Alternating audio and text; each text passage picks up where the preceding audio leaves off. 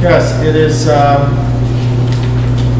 back to school planning. We didn't think in May or June we would be back here, but inevitably we are. Earlier today around noon I sent an email to our community. We also put it online and on our website giving the latest outline of our new governor, Kathy Hochul, and what her expectations are for all schools in New York State. This has been an interesting summer. Last year, as you remember, New York State came out with guidance in July.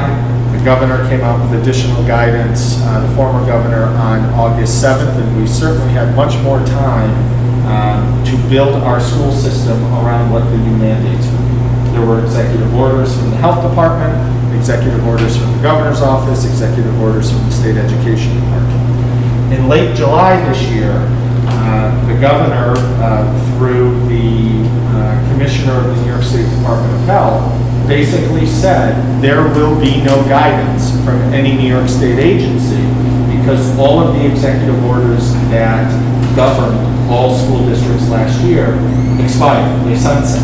And the state said they, at that time, had no intention to reauthorize those executive orders.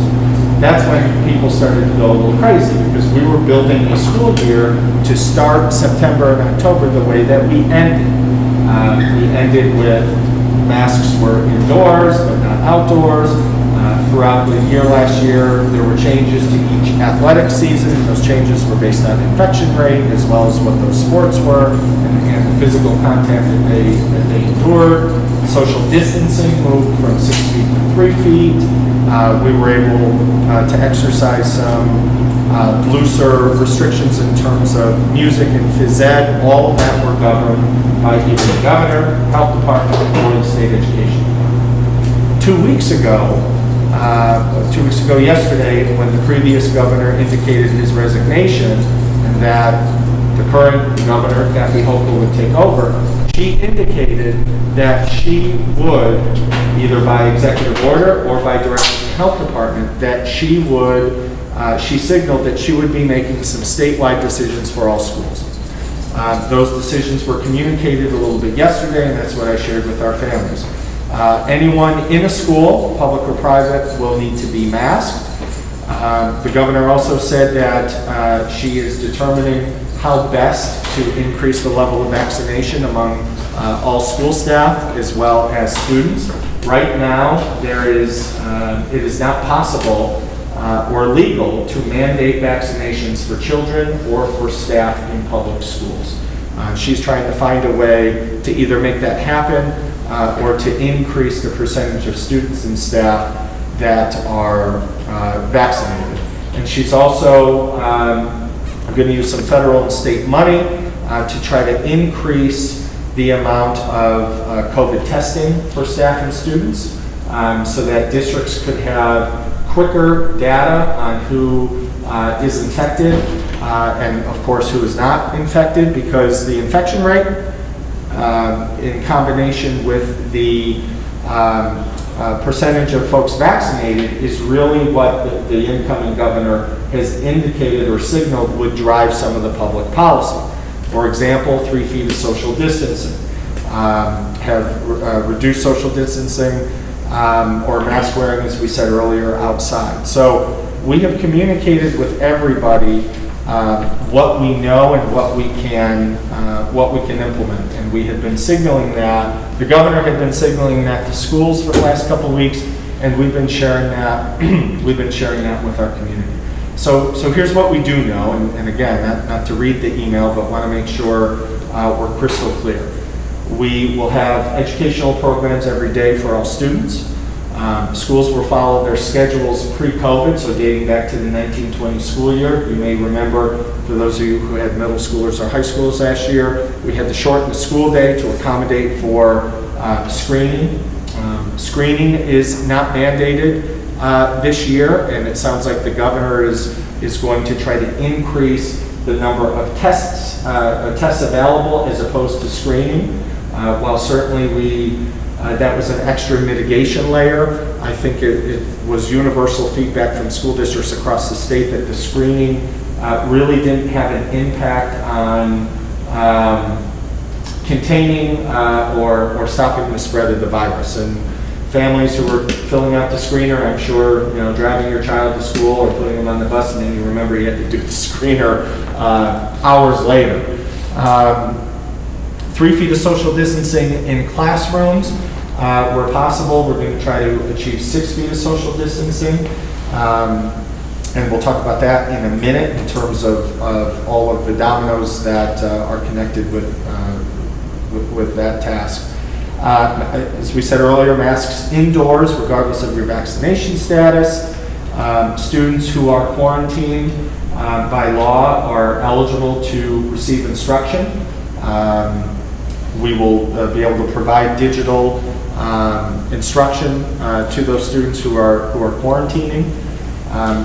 For now, back-to-school events will be held virtually until we receive more guidance from, in this case, it will be the health department.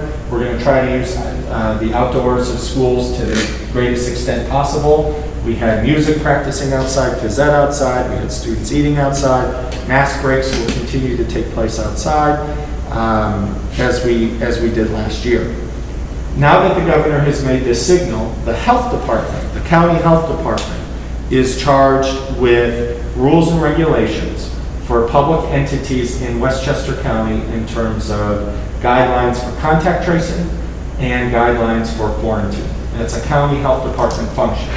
We meet as superintendents in our region. We meet with the county executive and the health department every single Monday. We talk about these issues.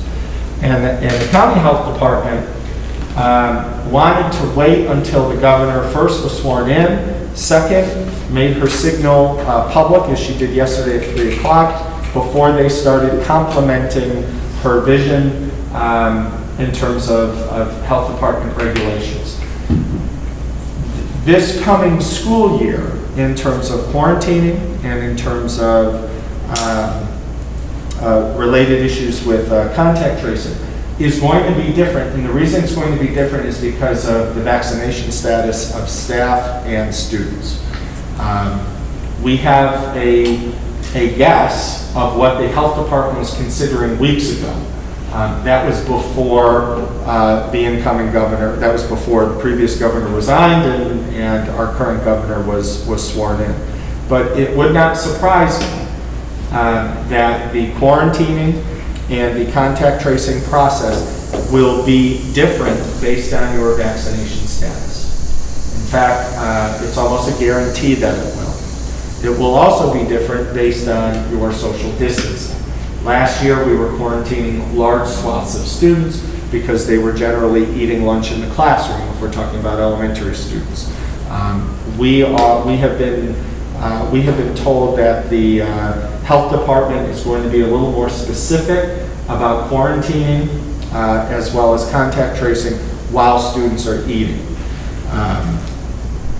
because of the infection rate and also because of vaccination rate, particularly those who are 12 years of age and older. So the governor yesterday said that she will have more information for us by the end of the week, so that's in the next 2 days. The health department probably will complement that with their requirements for quarantining and contact tracing. We'll share that as soon as we have it. The health department has not approved any plan for the school year with regards to quarantining and contact tracing.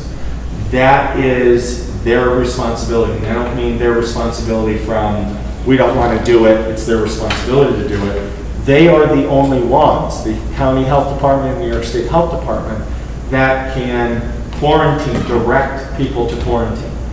We assisted them last year and did 99% of the work, but we were communicating or we were giving quarantine orders to staff and to students based on the criteria set forth by the health department. We had to give contact information to the health department and the contact tracers. Sometimes they followed up, other times they didn't, but that was their responsibility. Anyone who tests positive that we knew about in school, we reported that to the health department.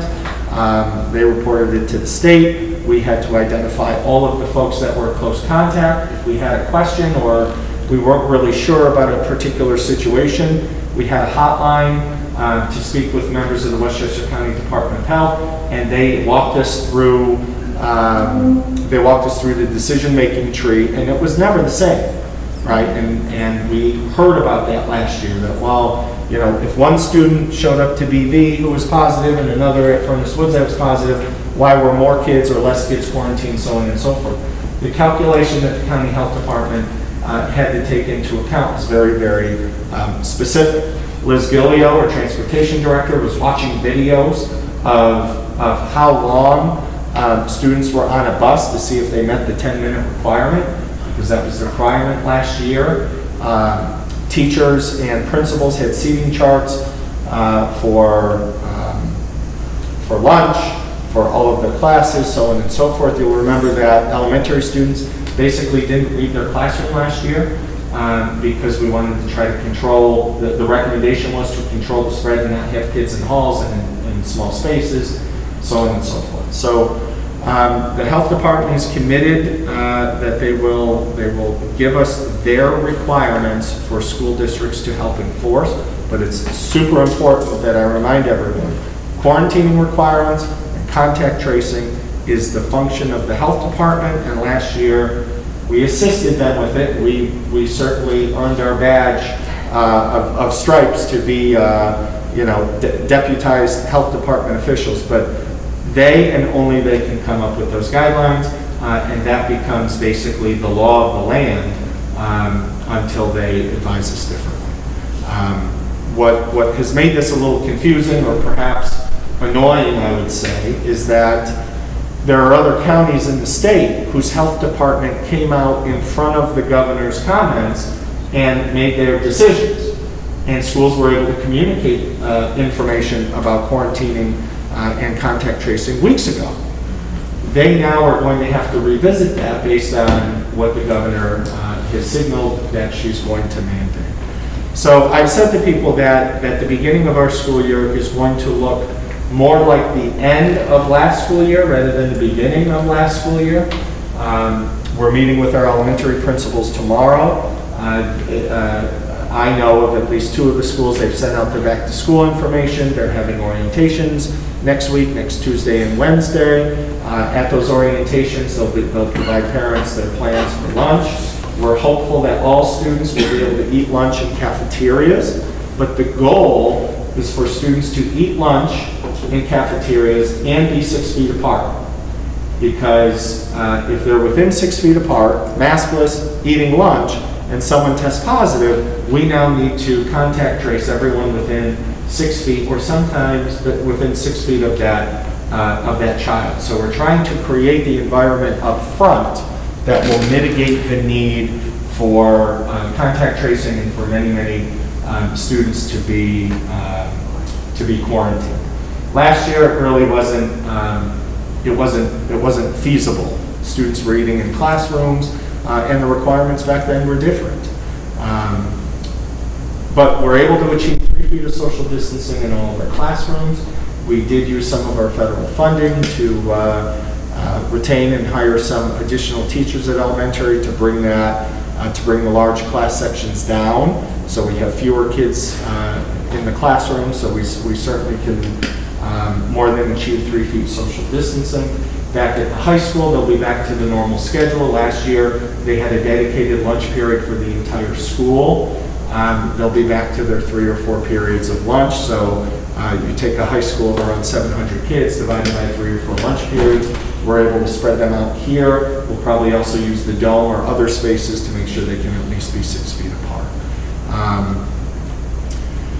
That's what we know, and I certainly feel and appreciate the frustration because at least last year, as crazy as last year was, a lot of those decisions were made and we were given some runway to adapt and adjust. But the health department and being echoed by the former governor at the end of July saying the pandemic is over in the sense of the executive orders have expired was really a shock, because that was not, we intended to open the school year the way we ended based on those policies and protocols, but the executive order was suspended And not only was it suspended, the legislature took back the ability for the former governor and any future governor to make certain executive orders around health and safety.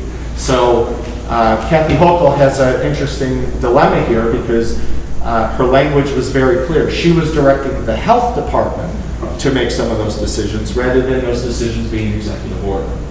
And that is because of some of the legislative maneuvering that happened in Albany last spring as a result of the pandemic. So, the moment we get information, we try to share it with families. We try to get the information out there after we process it. We consult with our attorneys. We consult with the health department. We consult with our safety consultants. We consult with the New York State School Boards Association, Superintendent's Council, with a lot of different agencies to make sure a number of things. That we heard everything the same way, that everyone is responding in similar fashion based on the resources they have, and that no one is knowingly building a plan for a school year that doesn't meet the criteria that's set forth. So that was a big update for many people. They either heard that before, they read that before, but school districts we're all in the same spot. And there were some districts that came out very bold and aggressive a number of weeks ago or months ago, and they now are changing their plans.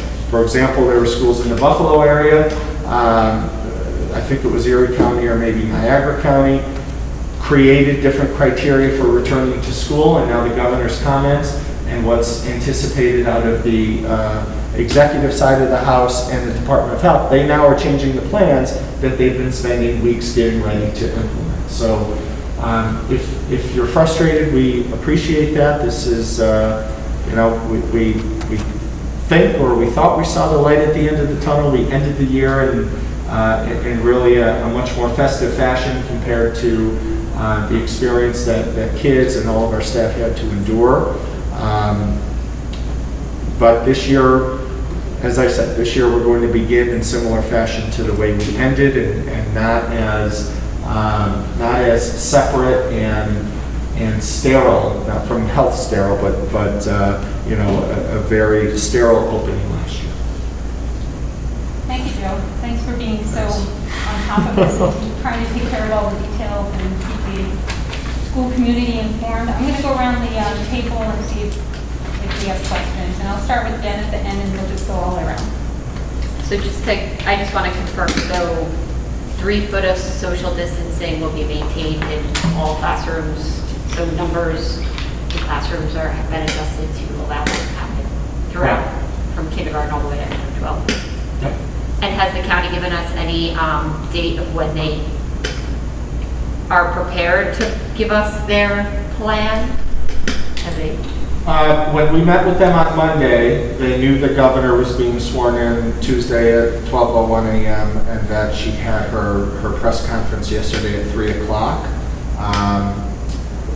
I know Westchester County was also consulting with their other county departments of health to see how close they were, how aligned they were. I think the issue the counties have is they're trying to be, rather than a statewide approach, which is the way we opened the year last year. And the statewide approach, was the right thing or the wrong thing, I don't know. But the infection rate throughout the state moved wildly. It wasn't the whole state all the time that had a high infection rate. And so throughout last year, the governor and the State Department of Health backed off a little bit and gave more responsibility to the counties based on the county infection rate. So what our county has been doing has been working with Rockland and Dutchess and Putnam and the counties on Long Island, because our infection rate the infection rate in that geographical area over the last 18 months has been more similar than compared to the Adirondacks, the Southern Tier, or Western. So that's a long-winded answer of saying I think they're trying to get the metrics right, because I think they want to communicate, here's our plan, and if we achieve lower infection rate by X and then by Y by Z, they want it to be inspiring. Like get your vaccine, or keep your mask on, or Don't do anything that, that could spike the infection rate, because here is our pathway to normal. And that really was the signal they gave us on Monday, was they didn't just want to say, here are the rules and we'll call you later. They wanted to say, here are the rules and here are the avenues to loosen the restrictions, but the restrictions are going to be loosened based on infection rates. And then, so testing, I know she said that she's looking to provide some sort of plan for testing. Did she give any indication of what that would mean? Does that mean, like, there are less test sites around? So would she be able to so get schools, like what? Yeah, part of her commentary was that they're working with a testing company and I think Rite to create the funding flow from the federal government to the state government to using, I'm saying Rite Aid as an example, where there's a relationship that if students or staff went to Rite Aid to get tested and identify who they are and what school district they go to, all of that information will be reported back to the district in a much more quicker fashion. Last year, for example, I was COVID tested. I had symptoms. I actually had 2 tests. I had a negative saliva test, but because I had symptoms, they highly, highly recommended, and because of my function being around other staff and kids, I had a PCR test. And at that time, in early December, coming off of Thanksgiving and the big spike, it took 5 days to get my results back. So I was sidelined like many staff or many families or many students were. So the tests have become more accurate. There's more funding now, and so the governor is trying to create a streamline, partnering with testing companies and partnering with existing pharmacies. The county was on the heels of rolling out a county testing plan. On Monday, they were sharing with us what their vision was and wanted to hold off until what the governor mandated or couldn't mandate. We as a school organization cannot unilaterally mandate that people get vaccinated or people or students get vaccinated in order to work or in order to come to our schools. That can only be through an order of the governor or the legislature. And the same thing with testing. Testing would be optional. Now, what I anticipate is that a negative test is going to be a criteria to shorten your quarantine period. That was not the case 12 months ago. It was you were quarantined whether you had symptoms or whether you tested positive or negative. What we believe the county is going to come up with are different criteria that will create a longer or shorter quarantine period based on, well, are you vaccinated, were you wearing a mask, were you symptomatic, and testing, and what test did you take, when were you tested, and what the results were.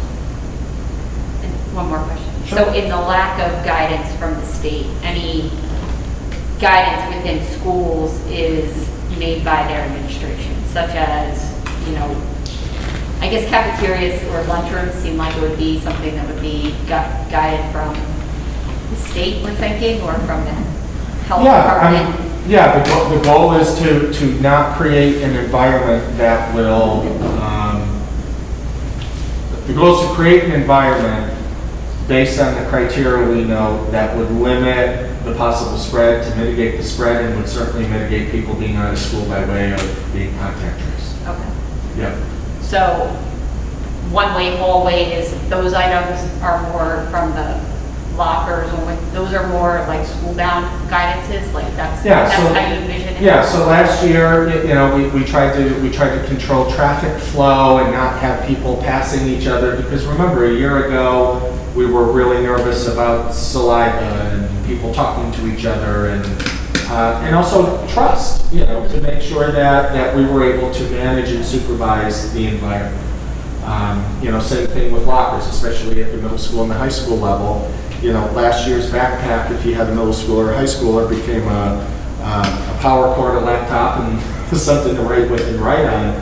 They weren't slugging around, the big 30-pound textbooks from all of their classes. So that was to control and limit exposure in small places, because if Allie and I had a locker next to each other, and I tested positive and she would need to be contact traced, that's just one more thing that we would need to consider, or one more potential person who could have been infected, or even if not infected, we were within proximity, we met all the criteria for her to be quarantined. So a lot of those strategies were mitigation strategies that were recommended by CDC to really keep people away and apart so that you mitigated the spread. Okay. That's it, I'm sorry. Thanks, Jen. Alexa? Yes, so let's see. I think my first question is the guidance or the mandate that's going to come from the state on the mask wearing, is there anything that they're going to give us or direction they're going to give the districts on what this looks like for our children with special needs or medical conditions? Is it going to be a blanket statement and then you have to make accommodations for somebody who... Yeah, so if it's similar to last year, they came out first, they say a mask, and then it was face covering, and they got a little more specific. We had kids with gaiters, the gaiters, the little things, and they were getting a little more specific. We did have, I believe, some students for many different reasons that I won't get into, didn't wear a mask, but they had other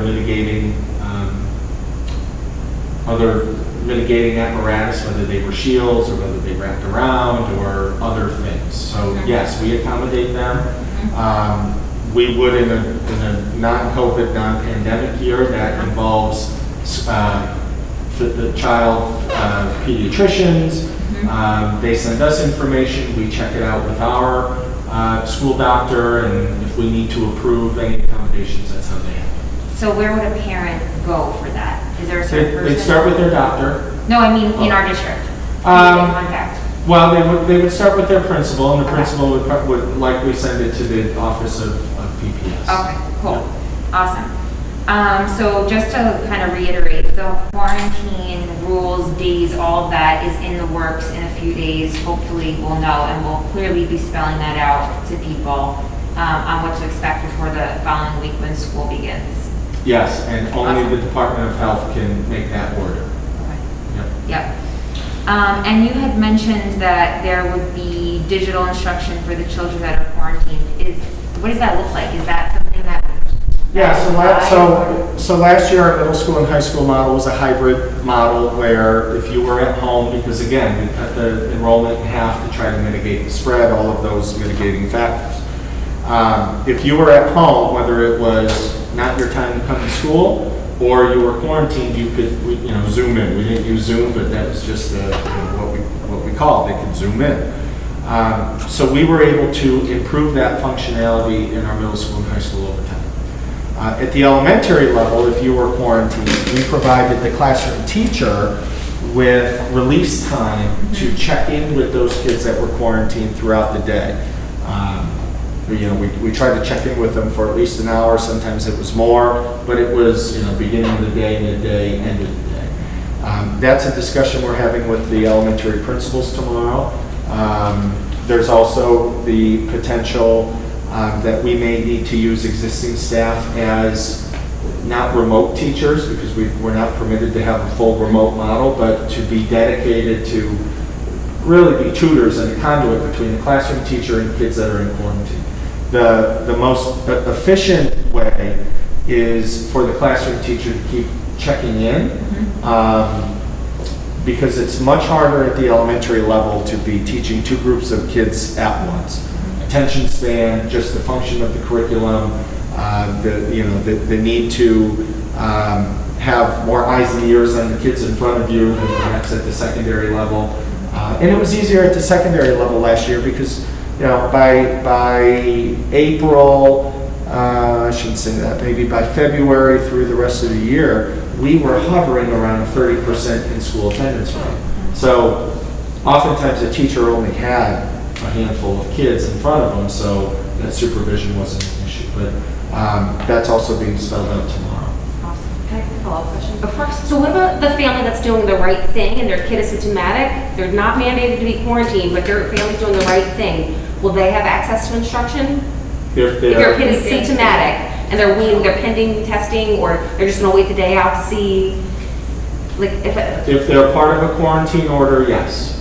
but if a parent's just keeping their kid home sick, they're not. Yeah, that's a slippery slope. And that's a conversation we're going to have tomorrow, because that, to be honest, that's what happened last year. What happened last year with the hybrid model in middle school and high school was it easily became an option to come to school rather than an expectation. And we got to a point where, and when I'm saying middle schools and high schools in the region said, they're online, they're engaged, they're present, and it counts, right? It counts. That permission, all of those permissions, go back to what I said earlier, expired and haven't been renewed. So if the governor of the state education department says otherwise and says school districts must provide, then absolutely we must. But that's the slippery slope. What if they were exposed outside of our school setting? Like, what if they were exposed at church, where they just weren't feeling well? If they were exposed and there was, and contact tracing took place and the Department of Health was Okay. notified, we then would be notified that so-and-so has a out. quarantine order. So we did ask kids, we asked kids and staff to produce your quarantine order. And there is a quarantine order, it's a document. Yeah. Fortunately, at the moment anyway, the tests have a 24, maximum like 48-hour turnaround. So if your kid's not feeling well, one of my kids had a cold this summer, took them for testing, we had the result the next day. So it was only, So you could prove that 12-hour wasn't cold. quarantine. Yeah. Okay. And by the time you're symptomatic, the test should be positive. Right. Thank you. Yeah, no, for sure. So one other thing that I think is really important for the public to understand is, I think most people are under the assumption that a board gets together and talks about what the school year is gonna look like and how COVID is impacting it.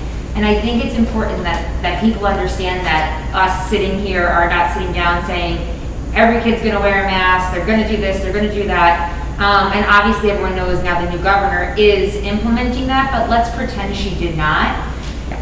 In our district, it's the superintendent and the administration that makes the calls based on the recommendations that are coming to them from multiple resources? Or is it the board that comes together and figures out what the school year would look like in regards to a health situation like this?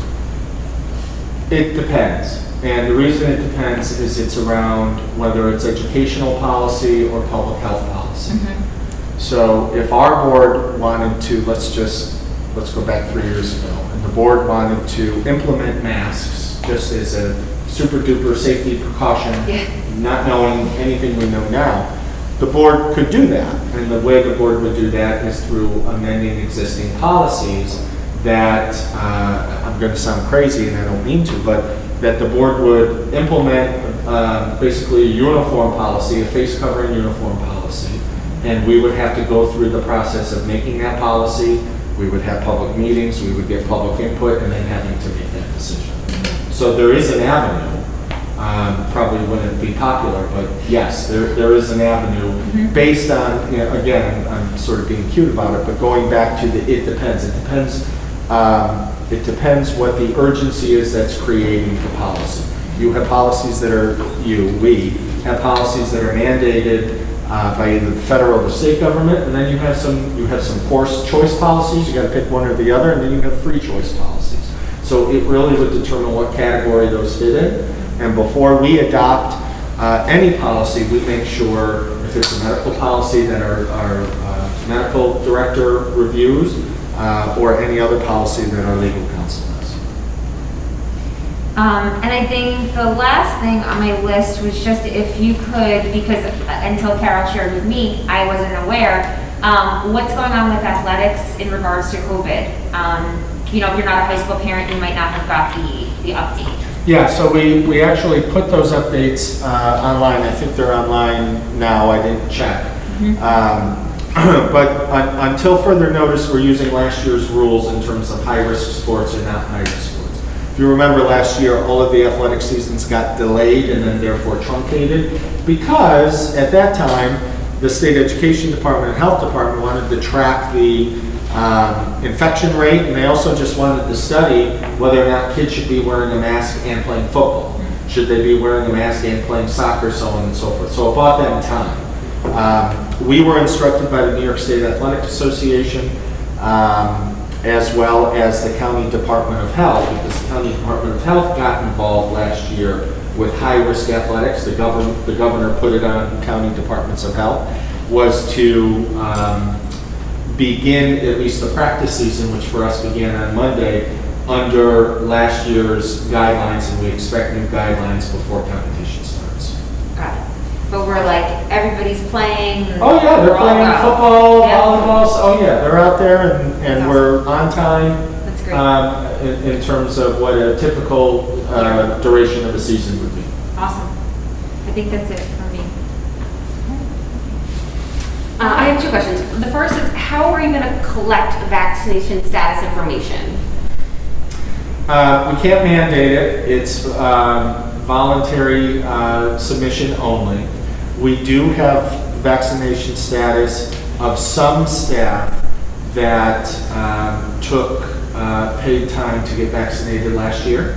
And in order for them to use paid time off, the board approved that for every employee. They had to submit proof that they are vaccinated. So we have that data from last year.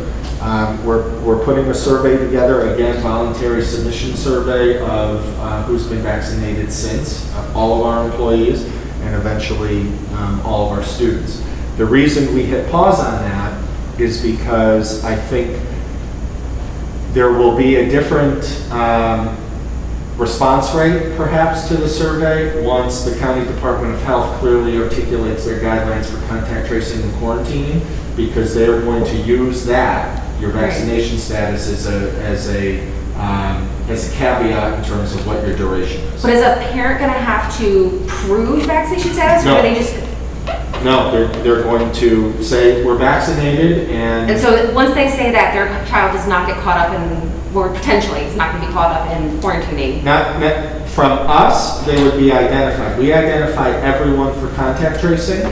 The contact tracers, when they receive the report, they determine who is or who isn't vaccinated, and then they may follow up. So for our purposes, if we all need to be quarantined because we were eating lunch for 3 hours without masks, within 2 feet of each other, the report would be all of our names and addresses and contact info, Okay. without indicating vaccination status. And the people on the other side in the health department would follow up and say, this person doesn't need to be quarantined. They're not going to say it's because they're vaccinated. They can't, but that would lead you to believe that they are. So are you feeling hopeful that the Department of Health is going to have a quicker turnaround? Because remember, that was a problem last year, that they were taking days to follow Because up. we were quarantining everyone.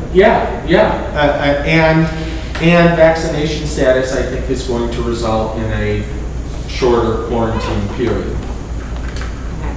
Yeah. But then And that's why the governor indicated yesterday she'd like to mandate that to speed up the process. Right. That's not a popular take with some people. For me, responsible for 2,300 kids and 1,000 staff, I like that because that will quicken up the process and will keep more kids and more staff. Helpfulness to begin with. Yep. And then my last question is, for parents and community members that want more information, that have specific questions either about their school or about the policies or decisions we are making, how and where and whom should they contact? Yeah, so we're finalizing an FAQ. For those of you who looked at our FAQ from last year, it was pages long. And really good information, but we're culling through that and basically deleting what's no longer relevant, so we'll have new updated information. Once we get all of our info from the governor and from the county, I'll probably do some Q&A forums after we push that information out. Over Zoom, I'm assuming? Yeah, probably a Zoom or a Google Meet or what have you. We'll have the FAQ out. We've re-upped the COVID email that if your child does test positive, there's a dedicated email per school that goes to key personnel. And last year we have on our website the Just Ask button, which is a way that people can click one button, identify the topic that they have a question, type it in a box and hit send, and that gets directed to various personnel immediately. It shows up as an email. Okay, thank you. Thank you. Lisa? I've been asked some great questions tonight. I think, just to make sure I was clear, Joe, there will be forums for families and things? Yeah, we'll have, as soon as we have all of our directives and marching orders, I'm sure there are going to be more questions, and I'll make sure myself and other members of the team are available. The elementary schools, they have their orientations next Tuesday and Wednesday, so they'll share, particulars of lunch or what have you at those opportunities, and probably over a Zoom. But to have one now without all of these answers would, I don't know, and would create frustration. A lot of answers are going to be, we don't know yet, and that just, perpetuates frustration. But as soon as we have all the information, we will get it out directly, email to parents, put it online, and then we'll schedule those forums with enough time for people to participate. Is that it? Bill? Joe, first off, thank you for all the information you've been providing us. I'm trying to understand how to digest the information that's going to be coming to us going forward. Specifically, and I don't even know if you'll be able to answer it, but hopefully you can, relating to the governor not being able to give an executive order anymore regarding to health-related rules. Right now, it sounds like the governor is suggesting to the state health department to make some decisions, but yet it's our county health department that's going to be telling us what we can and can't do. Can the state health department, the governor can't, sounds like the governor can't dictate to the state health department.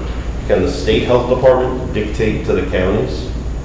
Okay, so it's not another suggestion. So Right. Once we get past the governor connection to the state health department can dictate to the entire state. Yep.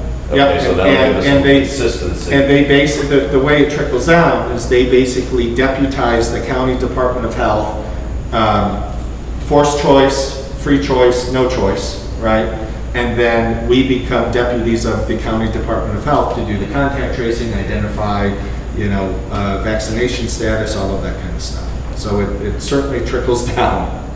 Yeah. Now the reason I don't want to get caught up on the executive order piece, but the governor felt it was important to have a number of executive orders last year from public meetings, whether school board meetings or town council or whoever. The county legislature could meet remotely. That was one executive order. Another executive order was around school funding and other things. The legislature basically, for lack of a better term, stripped him and future governors of their ability to make such widespread executive orders without consent from the Assembly and the Senate. So now the incoming governor has to abide by that.